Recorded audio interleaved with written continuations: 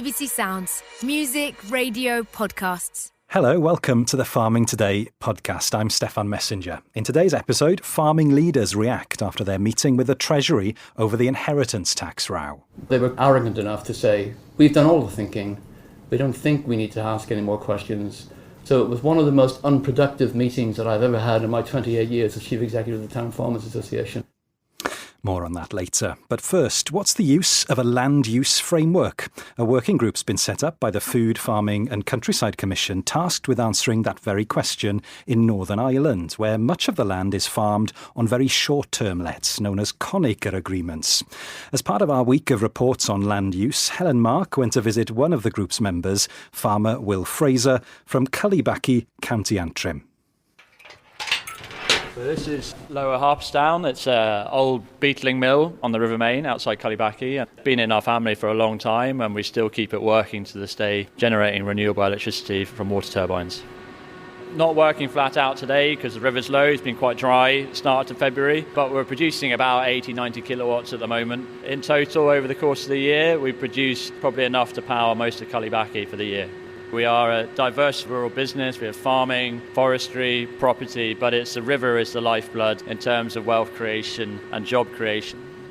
The Food, Farming and Countryside Commission, they've been pushing for this idea of a land use framework to bring particularly important government departments together to start trying to get some policy coherence across multiple different issues, whether that's renewable energy generation, housing, food, carbon emissions, climate adaptation. We desperately need them all to be working together and singing off the same hymn sheet, because the landowning business looking to make investment decisions, we aren't working on the political cycles of 2-3 years with ministers saying, I'm all for the environment for the next couple of years. The next minister says, no, it's all about producing food. This sort of political flip-flopping, it just really makes it hard to make the big calls from investment.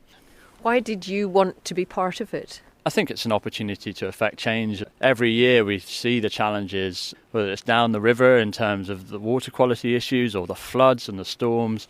So things are becoming stressed, and I think we need some bold vision and clever thinking to start getting on with this stuff. But I also hope if there's more transparency in the data available on where the opportunities lie for rural businesses and for development, or they want more electricity generation, or they're looking to prioritise food production. If there was transparency and data that was made available to landowners, giving them options with realistic potential for generating an income from, it could be a really beneficial thing for us. Northern Ireland has some 26,000 farm holdings. Yeah. How will this framework impact on those smaller farms?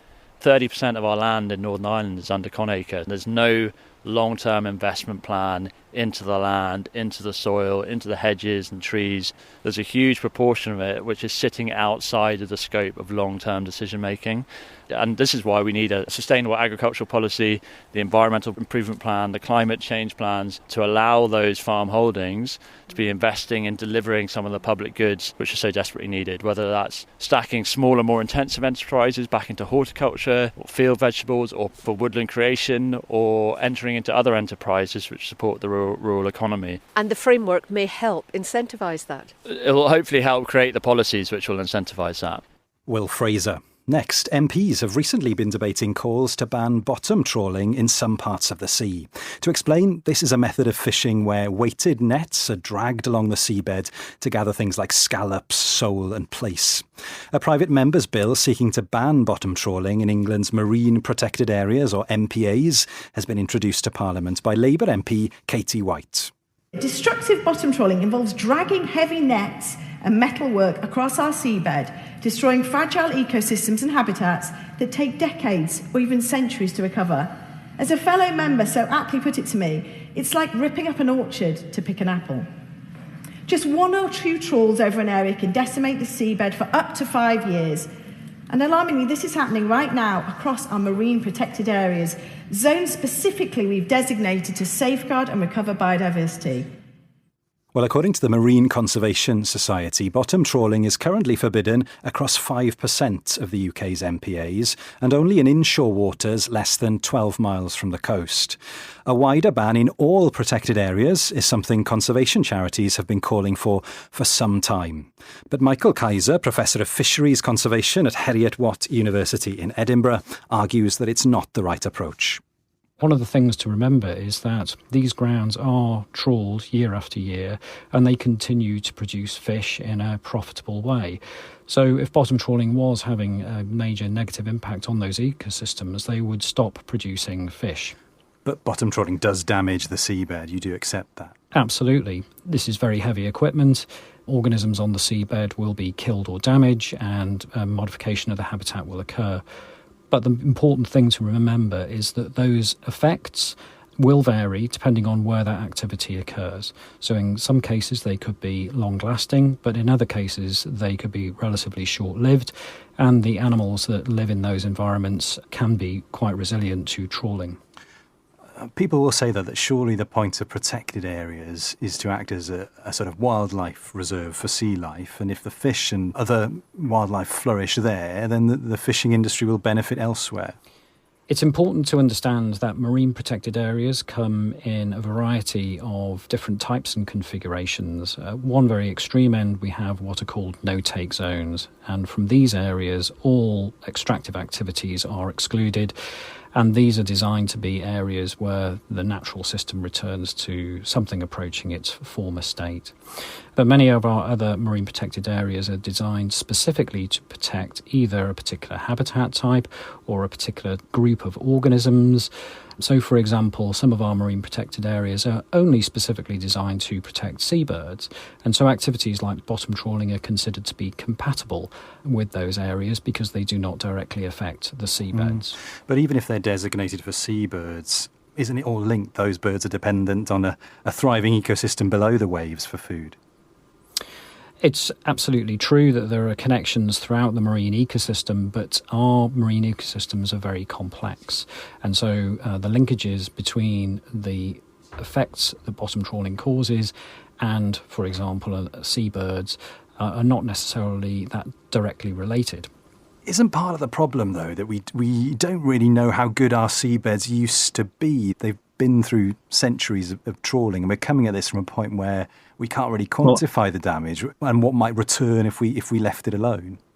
Understanding what the baseline condition of the seabed is a very important point, as you rightly raise. However, we can still find plenty of areas around the UK which have not been subject to bottom trawling, and as a result, those areas actually provide that baseline reference point for us to understand what the communities would look like were we to remove bottom trawling from certain areas of the seabed. So if fair to summarise that you think we need a much more nuanced approach to this rather than an all-encompassing ban, that you have different approaches in different areas?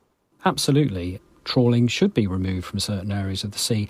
However, a total ban could actually lead to unforeseen and unwanted consequential effects. So, for example, the displacement of fishing activities into other areas that would actually potentially cause more environmental damage as a consequence of needing fishermen to increase the amount of fishing activity they need to undertake to maintain the same sort of catch. Professor Michael Kaiser. Farming leaders have said they left a much-anticipated meeting with the Treasury with their blood boiling, claiming the government has shut the door on any rethink of planned changes to inheritance tax on farms. Representatives from agricultural organisations met the Exchequer Secretary, James Murray, and Farming Minister, Daniel Zeichner. It follows months of protests over plans for inherited agricultural assets worth more than £1 million to be taxed at 20% from April next year. As we've reported many times, farming groups fear the plans risk the breakup of family farms and will disproportionately affect elderly farmers without time to plan. But the government told us it strongly believes this is a fair and balanced approach which helps fix the public services we all rely on. Speaking at a press conference after the meeting, Victoria Vivian, president of the Country Land and Business Association, said she felt the Treasury officials didn't understand what was being said to them. They were just adamant and deaf to what we were trying to say. And I think we all came out slightly with boiling blood about it, because we offered them a solution which has the same outcome or nearly the same outcome as the one they're looking for, which makes you feel that there is ideology running behind this. And I haven't wanted to say that before today. I've really not wanted to think that this is ideologically driven. But the money isn't big enough to justify the attack on our industry. George Dunn, Chief Executive of the Tenant Farmers Association, said calls for a consultation on how the changes could impact tenants were turned down. They were clearly unprepared and unwilling and arrogant enough to say, we've done all the thinking, we don't think we need to ask any more questions, job done, we're not making any changes to this policy. So it was one of the most unproductive meetings that I've ever had in my 28 years as Chief Executive of the Town Farmers Association, and that's no understatement.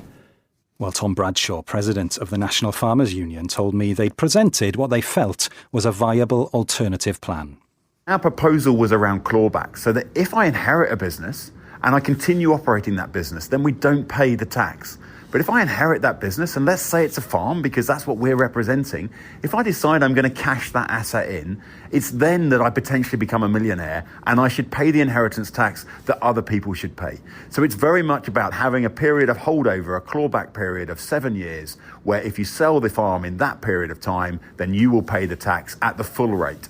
But would that raise as much tax revenue? The modelling suggests it's relatively revenue neutral. Now, obviously, there's complexities around this, but we also know that the Office for Budget Responsibility have recognised that the current policy is very difficult to model, and we believe that the clawback model will replace the income that the Chancellor has said that they need from this tax change.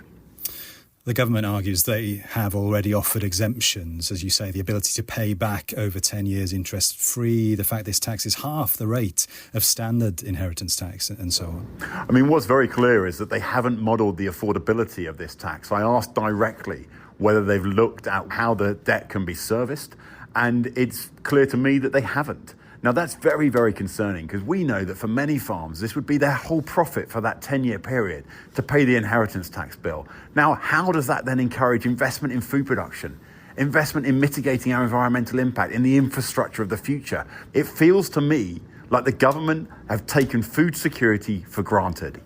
But if farmers are forced to sell land, surely it will still mostly be farmed just by someone else. So some would say, look, this isn't about food security. You just don't want to pay inheritance tax. Well, I think that's very questionable, because with these tax changes, they've created another whole category of investor. The person who's going to invest up to £1 million worth of land because it's IHT free. They're taxing pensions, so there's an interest now in putting money into land rather than into pensions. And because of the small area of land that would be up to £1 million, it's not going to be a viable farm. And how much food will it actually produce?